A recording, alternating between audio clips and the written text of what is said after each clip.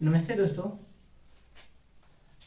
मैं आपको इसका जो मैं एक इस क्वेश्चन का proof that root five irrational irrational ये कैसे किए थे, ये पूरा लॉन्ग लॉन्ग मेथड सर्च किया हूँ।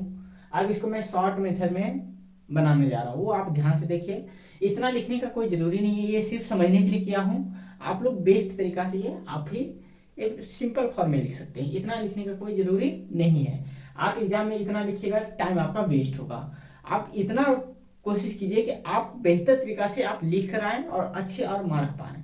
तो इसलिए मैं ये सिर्फ समझने के लिए इतना डिटेल में बता रहा हूँ, और एग्जाम के लिए मैं इसका शॉर्ट फॉर्म में लिखने के लिए तरीका सिखा रहा हूँ, वो आप ध्यान से समझिए।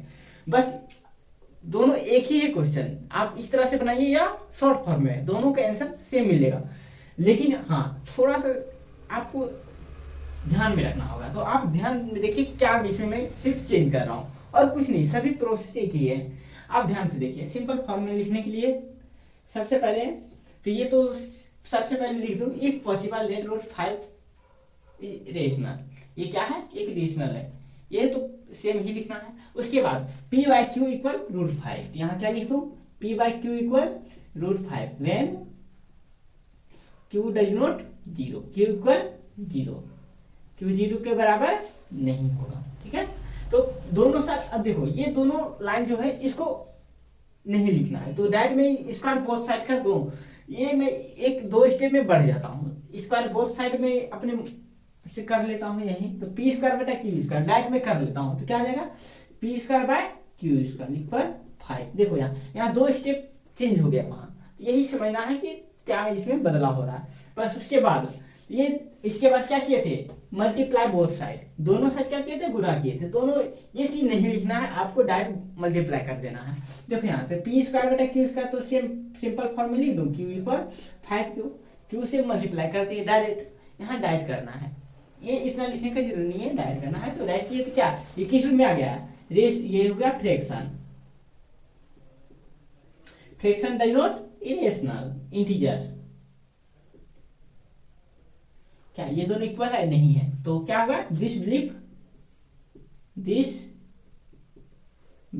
इज रॉन्ग, ये जो मान्यता है गलत है। ठीक है, therefore this belief is wrong, यह जो मान्यता क्या है? गलत हो गया, इसलिए रूट फाइव इज इरेशनल। देखो ये कितना 2 से 3 लाइन में बन गया, ये कितना डिटेल बना। इसलिए आप लोग को ध्यान में रखना है, इस फॉर्म में आपको बनाने का कोशिश कीजिएगा। नेक्स्ट क्वेश्चन बनाइए, देखिए कितना ये बनेगा। अब नेक्स्ट क्वेश्चन में दे रहा हूं क्या, ये रह गया सी डब। अब अगला क्वेश्चन आप बनाइए। नेक्स्ट क्वेश्चन मैं क्वेश्चन चेंज कर रहा हूं, क्वेश्चन नंबर 1 हो गया, क्वेश्चन नंबर 2। क्वेश्चन नंबर 2 में अब चेंज हो गया, proof that root three is irrational. Root three एक कौन सी संख्या है? ऑपरिमेय संख्या है। तो same process, root if possible that let root three is, क्या लिख देंगे यहाँ? Root three is irrational. सिर्फ थोड़ा सा चेंज कर रहा हूँ, तो ये क्या बन गया? रूट थ्री क्या कौन सी संख्या है? इरेशनल नंबर है, तो रेशनल नंबर मान लिए, इसको क्या माने? रेशनल मानना है। तो सेम प्रोसेस, तो P by Q equal root five है, इसके क्या कर देना है? रूट थ्री कर देना है। क्या करना है? Root three. सेम क्वेश्चन, तो रूट थ्री आ गया, तो जहां जहां फाइव है उसके जगह सिर्फ रूट थ्री कर दो। क्या करना है? 3 कर दिए। देखो अब बन गया टोटल, कुछ नहीं करना है। जहां था 5 उसके जगह सिर्फ 3 कर दो। ये सभी टोटल बनकर तैयार हो गया।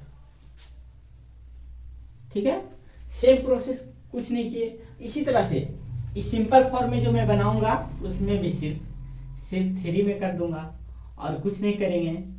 या 5 है उसकी जगह सिर्फ 3 लिख देंगे। प्रूफ।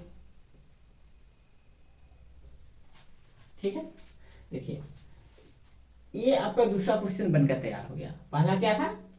रूट 5 था, ये दूसरा क्या था? रूट 3। इस तरह से आप कोई भी क्वेश्चन दोनों मेथड तीनों मेथड से बना सकते हैं।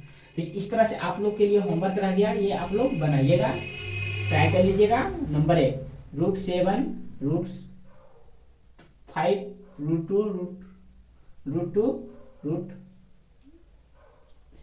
√11 etc। ठीक है, ये सब यहाँ पे के लिए होमवर्क रह गया। इस तरह से आप लोग बना लीजिएगा। इसी के लिए मैं आगे बढ़ता हूँ। अगले क्लास में मैं नेक्स्ट स्टेप मैं बताऊंगा। Okay, good night.